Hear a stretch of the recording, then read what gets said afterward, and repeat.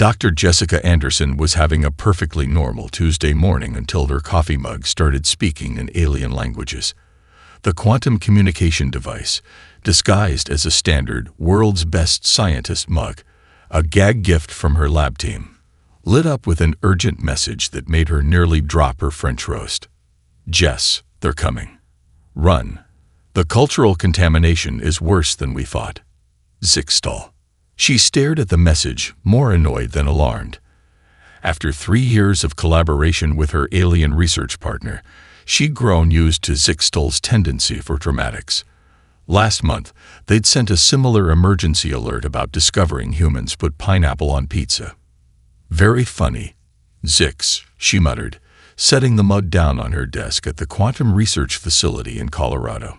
The morning sun painted long shadows across the lab's clean surfaces, and outside her window, the Rockies stood silent and snow-capped against the clear blue sky. The facility's alert system chose that moment to shatter the peace. Red lights strobed across the pristine white walls as the security system's voice echoed through the building. "Warning. Multiple unidentified objects entering atmosphere. Non-terrestrial origin confirmed. This is not a drill." Jessica's phone buzzed with texts from her team, everyone asking if this was another false alarm like last month's alien invasion that turned out to be a flock of particularly reflective geese. She was about to reply when she saw them through her window. The ships were beautiful in a terrifying way, sleek crystalline structures that caught the morning light and split it into impossible colors. They descended in perfect formation, surrounding the facility in a display of precision that made military aircraft look like amateur hour. "Oh," Jessica said to her coffee mug, "you were actually serious this time." She expected weapons fire, demands for surrender, or at least some kind of threatening display. Instead, the ships just hovered, waiting. The facility's parking lot had become an impromptu gathering space for confused scientists, security personnel, and one very excited pizza delivery guy who'd picked the wrong time to make a drop-off. Her office door burst open, and Tommy from engineering rushed in, out of breath and clutching a tablet. "Dr. Anderson, you need to see this. They're broadcasting on all frequencies." The message that scrolled across his tablet was not what anyone had expected from a potential alien invasion force. "Quarantine protocol initiated. For your own protection, please remain calm. We are not here to contain you. We are here to protect you from what's coming." What could be so bad that we need protection from an alien empire? Tommy asked, his voice a mix of fear and curiosity. As if in answer, Jessica's coffee mug lit up again with a final message from Zixtal. "The K3 found your Netflix. They've discovered binge watching. 3 solar systems have already fallen to just one more episode. The Empire is panicking." Jessica looked out at the Imperial ships, then back at her tablet where reports were coming in of similar vessels appearing above research facilities worldwide. The reality of the situation hit her. Humanity wasn't being contained because they were dangerous. They were being protected because something out there had found Earth's entertainment platforms, and the galaxy was about to change forever. "Well," she said to Tommy, who was still staring open-mouthed at the ships, "I guess this explains why my last paper on human cultural exchange programs was classified as a potential weapon of mass disruption." Above them, more ships continued to arrive, their crystalline forms creating a protective barrier around the facility. The pizza delivery guy had started taking selfies with the ships in the background, and someone from the biology department was holding up a sign that read, "We'll trade coffee for alien tech." It was, Jessica realized, just the beginning of a very different kind of first contact protocol. Lieutenant Mike Reynolds had seen some strange things during his tenure at Earth's First Contact Division, but nothing quite prepared him for the classified files that appeared on his desk that morning. The documents arrived in what looked like a normal manila envelope, except it was slightly translucent and hummed faintly when touched. "Sir," his assistant Sarah called from the doorway, "did you just receive a package that's singing?" "Singing?" Mike looked up from the envelope, which had indeed started to emit a soft melody that sounded suspiciously like "Take Me Home, Country Roads." The Imperial Courier said it's a side effect, Sarah explained. Apparently, their archival system got exposed to human music last month. Now all their official documents try to harmonize. Mike pinched the bridge of his nose. Of course they do. He carefully opened the envelope, and a holographic display sprang to life above his desk, filling his office with ethereal blue light. The first file was labeled Critical Advisory, Human Mimetic Hazard Assessment. Below it, in smaller text, warning. Reading this document may result in unexpected development of hobbies and weekend plans. As Mike scrolled through the reports, his expression shifted from confusion to disbelief.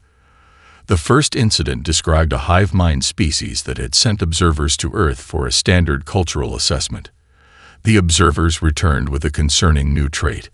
They had started using I instead of we and had developed individual preferences for different types of Earth coffee. The next report was even more alarming. A delegation of cybernetic beings had visited a human mall as part of their commercial research. Within days, they had developed the concept of fashion and began customizing their neural interfaces with what they called accessories. The entire collective had to be quarantined when they started organizing makeover parties. "This can't be real," Mike muttered, but the evidence kept mounting. A particularly concerning case involved the warrior Orc species, known for their rigid dedication to combat efficiency. After exposure to human entertainment, they had begun organizing something called movie nights. Their battle simulations now included dramatic monologues and what they termed epic background music. The most recent report made Mike choke on his coffee. The hyperlogical Farol had discovered human social media. They were now experiencing what imperial xenopsychologists termed fear of missing out, and had started taking selfies during their mathematical computations. A notification popped up on his screen. An incoming call from Imperial Command. Mike accepted, and the holographic face of Admiral Ixtel materialized. "Lieutenant Reynolds," the Admiral's translucent form flickered with concern. "I assume you've received our files." "Yes, sir. Though I'm having trouble understanding why this is considered a crisis. These changes seem harmless." The Admiral's expression darkened. Harmless. Yesterday, a Farol mathematician interrupted a crucial calculation to show everyone pictures of their pet rock. "A pet rock, Lieutenant. They're not even supposed to understand the concept of pets." Mike tried to keep a straight face. "With all due respect, Admiral, isn't cultural exchange expected during interspecies contact?" "Exchange is one thing, Lieutenant. This is chaos. Your species doesn't just share culture. You transform everyone you meet. The Nexthal have started having game nights. The Kriz now require personal space. 3 different species have independently invented the concept of a weekend." A new alert flashed across Mike's screen. Another report coming in. His eyes widened as he read it. "Admiral," he said slowly, "are you aware that the Imperial Archive itself has started organizing its data by playlist?" The Admiral's hologram flickered in what might have been a shudder. "This is exactly what we feared. Lieutenant, we need your help. You must understand, we're not trying to contain humanity. We're trying to contain what humanity does to everyone else." As if to punctuate his point, the classified documents on Mike's desk began humming a perfect harmony to Sweet Home Alabama. The Admiral's face was grim. "The galaxy was once an orderly place, Lieutenant Reynolds. Then we met humans." Dr. Emily Bradford's laboratory at the Xenocultural Research Center looked more like a teenager's bedroom than a scientific facility. Holographic screens covered the walls, each displaying different footage from the first human-alien cultural exchange program. Empty coffee cups and half-eaten snacks littered her desk, evidence of a 3-day research binge that her colleagues had learned not to interrupt. "There," she muttered, rewinding a particular clip for the 100th time. "That's where it started." The footage showed 20 Arcturian hive mind delegates at their first Earth baseball game. The Chicago Cubs were losing spectacularly, as tradition demanded, but that wasn't what caught Emily's attention. It was the moment when one delegate, designated Observer 17, did something unprecedented in Arcturian history. They cheered for the opposing team. Her computer chimed with an incoming call from the Imperial Science Council. Emily quickly brushed chip crumbs from her shirt before accepting. The holographic form of Chief Researcher Vexna materialized, their crystalline features arranged in what Emily had learned to recognize as barely contained panic. "Dr. Bradford, please tell me you found something to explain this contamination." Emily straightened in her chair. "Actually, yes, though you might not like it." She pulled up the baseball game footage. "Watch Observer 17. See how they respond differently from their hive mind collective." This was the first documented case of individual preference in Arcturian history. "Impossible," Vexna whispered.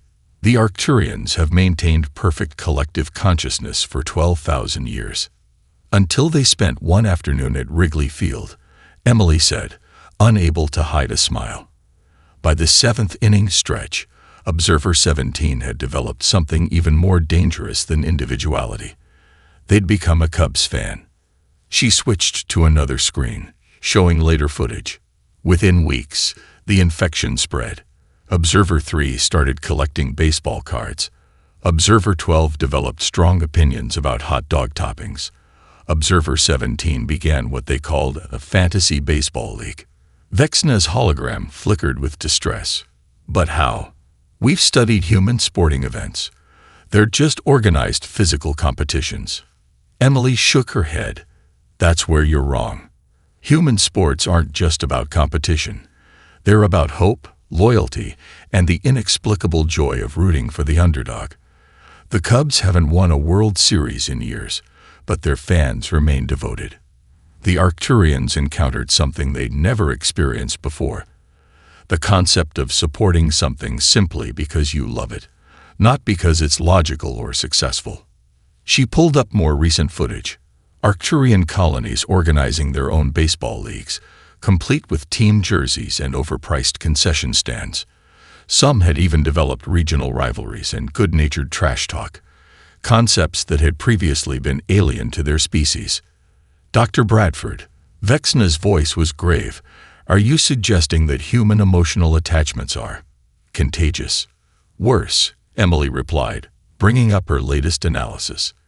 "They're exponential. The Arcturians didn't just adopt baseball. They started applying human-style emotional investment to everything. They developed favorite foods, preferred colors, and individual tastes in music. Some even started requesting personal days to attend games." The implications hit Vexna like a physical blow. The whole sector had to be quarantined, yes, but it was too late. Emily brought up a galaxy map showing the spread of human cultural influences. The Arcturians traded with the Enxithal, who developed the concept of team spirit. The Enxithal contacted the Kriz, who discovered victory dances. It's been cascading ever since. Vexna's hologram seemed to age years in seconds. "Is there a cure?" Emily leaned back in her chair, glancing at the Cubs pennant she'd hung on her lab wall. "A cure? For finding joy in something bigger than yourself? For developing personal preferences and individual dreams?" She shook her head. "Would you want there to be?" The silence that followed was broken only by the distant sound of an Arcturian colony practicing "Take Me Out to the Ball Game" in perfect harmonic convergence. Besides, Emily added, watching the latest footage of Arcturian fans doing the wave, "I hear their pitcher has a pretty good curveball." Nobody expected the Galactic crisis to start in a college dorm room, least of all Tommy Martinez, a sophomore engineering student who just wanted to share his abuela's recipes with his new alien roommate. The Enxithal exchange student, designated Learning Unit 2187, but nicknamed Luke by Tommy, had never encountered the concept of food as anything more than biological fuel. But why add these circular meat discs to the nutrient disc? Luke asked, geometric pupils dilating as he studied the pepperoni pizza Tommy had ordered. "Because it's delicious," Tommy replied, sliding a slice onto a paper plate. "Try it. It's Friday night, and there's no better comfort food than pizza." Luke's crystalline head tilted. Comfort food. Our species does not require emotional sustenance from nutrition. Just try it, dude.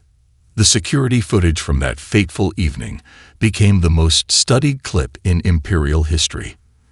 The exact moment when Luke bit into the pizza, his crystalline structure lit up with colors never before seen in his species. His standard-issue data recorder captured his first words after the experience. "I feel feelings about food. Is this allowed?" 3 weeks later, Imperial High Command was in chaos. This is the latest footage from the Anxithal homeworld. Admiral Ixtel announced to the emergency session, projecting a hologram that made several council members gasp. The formerly utilitarian Anxithal feeding centers had been transformed into what they now called restaurants. Anxithal were gathering in groups, sharing meals, and most disturbingly, having opinions about them. "It gets worse," the Admiral continued, pulling up another report. "They've discovered cooking shows. 3 solar systems have already been affected by what they're calling MasterChef, Galactic Edition." In his dorm room, blissfully unaware of the interstellar crisis he'd sparked, Tommy was teaching Luke how to make tacos. The Anxithal student had already submitted a 300-page research paper on the fascinating correlation between spice levels and emotional satisfaction. "Your throat burns, but you continue eating," Luke observed, watching Tommy add more hot sauce. "This defies all logical behavior patterns." "That's the beauty of it," Tommy grinned, passing Luke a taco. "Sometimes the best things in life don't make logical sense." The concept spread through the Anxithal collective consciousness like wildfire. Within days, their strictly regimented nutrition programs collapsed as they discovered the joy of texture, flavor, and the revolutionary idea that food could be amazing or just okay. The Imperial Council watched in horror as the situation escalated. The Anxithal began organizing what they termed cookout socials. They developed preferences for specific cuisines. Some even started experimenting with fusion dishes, combining their traditional nutrient pastes with human recipes in ways that violated several laws of physics. "We've intercepted this transmission from a Anxithal research facility," a junior officer reported nervously, playing a message that made the council chamber fall silent. A Anxithal scientist's voice filled the room. "Day 47 of the pizza experiment. We have successfully created what the humans call stuffed crust. I fear we may have gone too far, but we cannot stop now. The pursuit of the perfect slice continues." Back on Earth, Tommy and Luke had just opened their dorm room's first interspecies food truck, Cosmic Comfort Food. The line stretched around the block, filled with humans and aliens alike, all drawn by the promise of dishes that fused Earth's flavors with galactic cuisine. "I still don't understand," Luke said as he sprinkled Andromedan crystal salt on a batch of cosmic carnitas. "How can something as simple as food create such profound changes in society?" Tommy watched as a group of Anxithal diplomats enthusiastically debated the merits of different hot sauce brands with some college students, because sharing food isn't just about nutrition. It's about connection, creativity, and finding joy in the little things. Luke considered this while adjusting the heat on their quantum stove. The Empire fears these changes. "Maybe," Tommy shrugged, pulling another tray of his abuela's empanadas from the oven. "But have you noticed? They keep coming back for seconds." Special Agent Rachel Cooper stood before the holographic display in her office at the Bureau of Xenocultural Containment, watching as another red dot appeared on the galactic map. This one pulsed over a Mech collective outpost that had, according to reports, just discovered the concept of vintage aesthetics. "Ma'am," her AI assistant chimed, "you're going to want to see this latest transmission." The display switched to footage from a Mech collective repair facility. Rachel blinked twice, making sure she wasn't hallucinating. The mechanical beings were customizing their chassis with what appeared to be flame decals and racing stripes.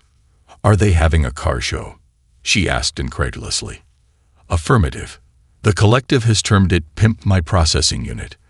They've also started referring to their basic maintenance as getting a makeover. Rachel sank into her chair, adding another entry to her growing list of human cultural infections.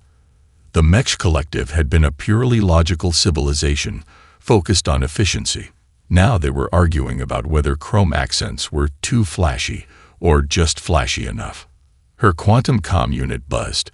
Another crisis alert. This time from the Kurix war fleets. She opened the transmission, expecting reports of conflict or invasion. Instead, she found herself watching hundreds of warrior-class Kurix recreating scenes from Top Gun. They'd downloaded the entire history of human action movies, her AI reported. Their combat simulations now include what they call dramatic entrance music and cool walking away from explosions protocols.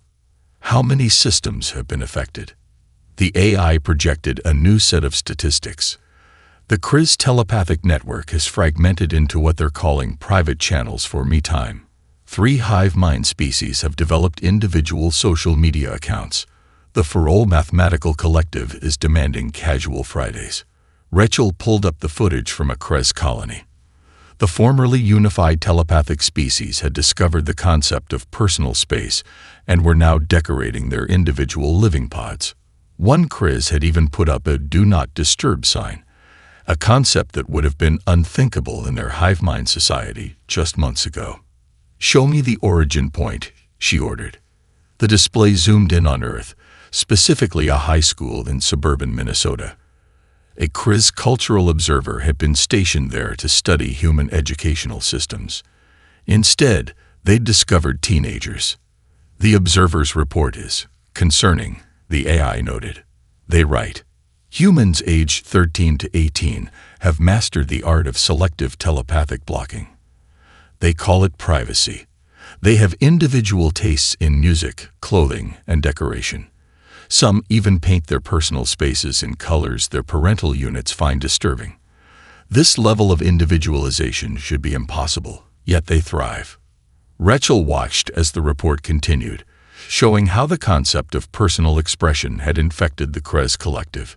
Young Krez were now choosing individual color patterns for their bioluminescence. Some had even started a trend of using different wavelengths to create what they called mood lighting. "Ma'am," the AI interrupted, incoming priority message from the diplomatic corps. A new hologram appeared, showing a Mech collective representative giving what appeared to be a TED talk to other mechanical beings. The topic, Why Your Operating System Doesn't Define You, a Journey to Self-Expression. How do we contain this? Rachel wondered aloud. That's the problem, Agent Cooper, her eye responded. These aren't security breaches or attacks. They're just ideas. How do you quarantine the concept of self-expression? How do you contain the notion that it's okay to like things just because they make you happy? Rachel looked at her own desk, where she'd recently added a small potted plant named Fred, and realized she was part of the very phenomenon she was supposed to be investigating. The human tendency to personalize, to find joy in small things, to create connections. It wasn't a weapon or a virus. It was just who they were. Update the report, she said finally. Classification, uncontainable. Recommendation, accept that the galaxy is about to become a lot more interesting. On her display, another red dot appeared. A Farol research station that had just discovered the concept of casual gaming during work breaks.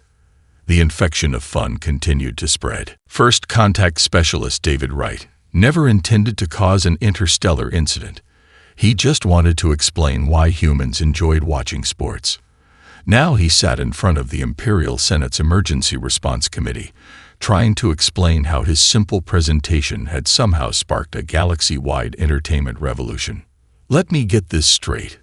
Senator Kessler's holographic form loomed over him. You introduced the concept of fantasy football to the Varix war clans. Well, yes, David adjusted his tie nervously. They seemed interested in understanding human competitive behaviors. The senator's crystalline structure flickered with barely contained frustration. The Varrocs were the Empire's most elite warrior race. Now they're organizing intergalactic draft parties and arguing about quarterback statistics. The evidence was displayed on the massive screen behind them. Footage showed Varrocs warriors, known throughout the galaxy for their fierce combat skills, huddled around holographic displays watching Earth sports broadcasts. They had transformed their war rooms into what they called sports bars, complete with snack dispensers and team banners. It gets worse. Another senator chimed in. The Farol Computational Collective has started demanding vacation days. They say their processors need time to chill. David cleared his throat. In my defense, I had no idea they would find human entertainment so engaging. The Senate chamber's display shifted to a live feed from a Farol processing hub. The hyper-efficient beings had created what they termed a break room, where they engaged in recreational computations and shared what they called processor memes. This is unprecedented, Senator Kessler declared. The Farol have developed the concept of weekend vibes. Do you understand the computational power we're losing to casual gaming sessions? But productivity has actually increased, David pointed out, pulling up his own data. The Farol are processing information more efficiently after their breaks. The Varrocs' military strategies have become more innovative since they started applying fantasy football analytics to their tactical planning. The senators murmured among themselves as David continued, showing clips from across the galaxy. A Mech collective installation had started an intramural sports league. The telepathic Krez had discovered the joy of competitive gaming, organizing massive multiplayer tournaments where they deliberately didn't use their psychic abilities because it would be unsportsmanlike. And now, Senator Kessler said gravely, we're receiving reports of a new phenomenon, tailgating. The display showed a Varrocs battle fleet in orbit around a neutral world. Instead of preparing for combat, they had arranged their ships in a parking lot formation, sharing broadcasts of Earth sports and arguing about traditional grilling techniques they'd learned from human cooking shows. I think you're missing the point, David said, standing up. These aren't signs of cultural degradation. They're signs of cultural enrichment. The Varrocs aren't just warriors anymore. They're communities. The Farol aren't just computers. They're individuals who share joy in their work. He gestured to a new feed showing a mixed group of species gathering for what appeared to be a Super Bowl party, complete with alien versions of chicken wings and 7-layer dip. Look at them. Former enemies, sharing food and friendship over a game they all enjoy. But the order of the galaxy, one senator began, has changed, David finished. And maybe that's not a bad thing. When was the last time we had an interstellar war? Now the Varrocs are too busy managing their fantasy leagues to start conflicts. The Farol are teaching other species about the importance of work-life balance. The chamber fell silent as they watched the feeds. A Varrocs war chief was explaining Earth's March Madness to a group of fascinated Krez. A Farol processing unit had organized a virtual reality gaming tournament with prizes for the most creative problem-solving approaches. Besides, David added with a slight smile, I hear the Imperial Senate's own fantasy football league is currently in its playoff season. Several senators suddenly found the ceiling very interesting. Meeting adjourned, Senator Kessler announced hastily. And right, don't be late for the draft next season. Some of us have been studying Earth's statistical analysis methods. Imperial High Command's emergency bunker, buried deep beneath the crystalline surface of Capital World, had never been this lively. Holographic screens covered every surface, each displaying a different containment crisis across the galaxy. Grand Admiral Zex Thor watched in mounting horror as his officers attempted to implement the new anti-human protocols. Report status on Operation No Fun, he commanded, his crystalline form pulsing with stress colors. Commander Ixley stepped forward, her own crystal structure showing distinct signs of what the medical unit had termed anxiety patterns, another troubling human concept that had infected their species. Sir, our attempts to establish cultural quarantine zones have failed spectacularly, she admitted. We tried to create entertainment-free zones, but the Mech Collective started something called speakeasies where they secretly share human memes. A screen behind them showed footage of mechanical beings gathering in hidden locations, sharing what they called dank memes, and discussing something called viral trends. "What about the anti-fun protocols?" the Admiral demanded. Well, Ixley brought up another display. We implemented mandatory efficiency protocols in the parole sectors. They responded by creating what they call casual Fridays and office parties. Some have even started decorating their computational units with small plants they name and talk to. The Admiral's crystalline structure briefly displayed the color pattern for existential dread, the emotional attachment contamination. How far has it spread? The commander pulled up a galaxy map that made several junior officers gasp. Red dots of human influence covered nearly every sector. Sir, they're not just naming plants anymore.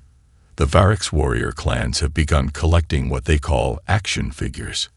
The Kriz telepathic collective has discovered pet rocks. Pet rocks. The Admiral's voice cracked. Yes, sir. Apparently, humans can form emotional bonds with literally anything. The concept is spreading faster than we can contain it. The Exithal have started knitting sweaters for their quantum computers. The Mech Collective is customizing their hardware with what they call RGB lighting for purely aesthetic purposes. A junior officer burst into the room, their crystal structure flashing urgent patterns. Sir, we've just intercepted disturbing footage from the Arcturian sector. The main screen lit up with a scene that made the entire command staff freeze.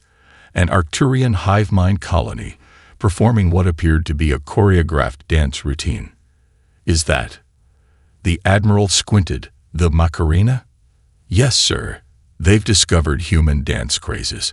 The mimetic infection rate has increased by 300%.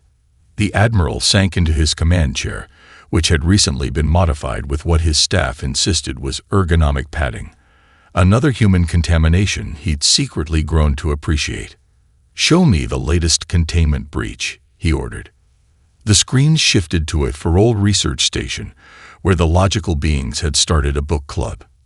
Not for scientific texts or technical manuals, but for something they called science fiction.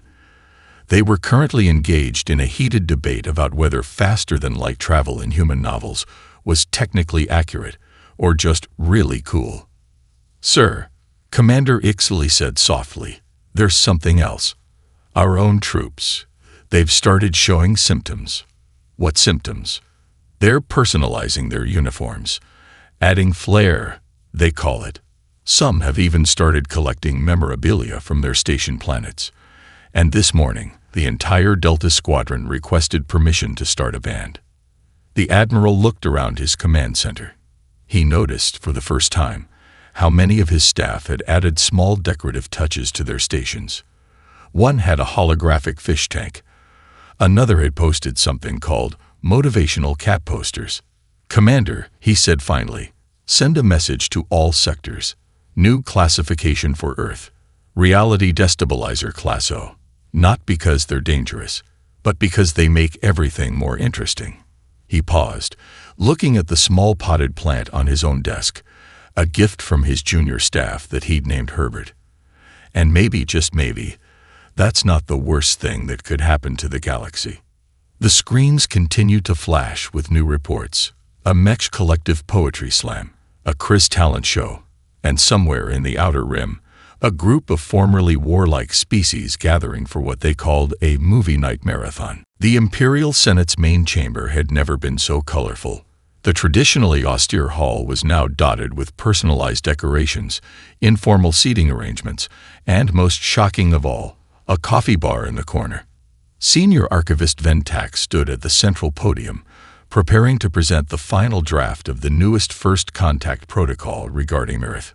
Before we begin, Senator Ksler announced, sipping something called a pumpkin spice latte that the Earth delegation had introduced. Let's address the next thal in the room.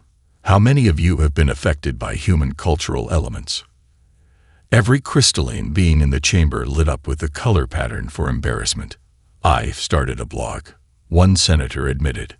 "I named my quantum calculator Bob," another confessed.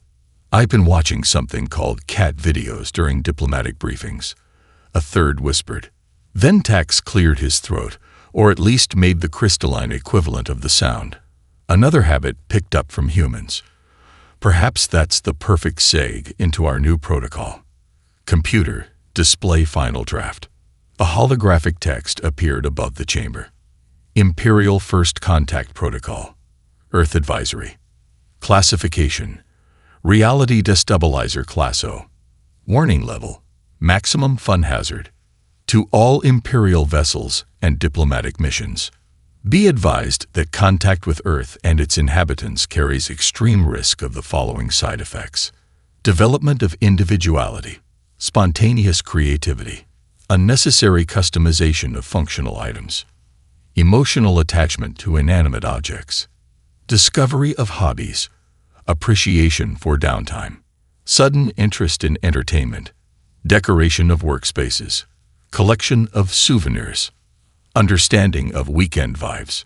The human condition appears to be highly contagious through mere exposure to their culture, ideas, or creative works. Most disturbing of all, the affected often report increased levels of life satisfaction and what humans call having a good time. Ventax paused as several senators nodded knowingly, some even displaying the recently developed color pattern for totally getting it. "The report continues," he said, scrolling to the next section. "Particular caution is advised regarding the following human concepts: fun, chill vibes, personal style, taking breaks, just because I like it, express yourself, YOLO, meaning still under research. Note: these concepts have proven resistant to all known forms of logic, efficiency protocols, or rational argument. Once a species understands fun, the condition appears to be irreversible." The chamber erupted in discussion, with several senators sharing their own experiences of human cultural infection. One had started a gallery of cool space rocks. Another had organized an imperial talent show. "There's more," Ventax continued, bringing up the final section. "However, despite extensive research, we must acknowledge certain unexpected outcomes. Productivity often increases after implementation of breaks. Creativity enhances problem-solving capabilities. Social bonds strengthen through shared entertainment.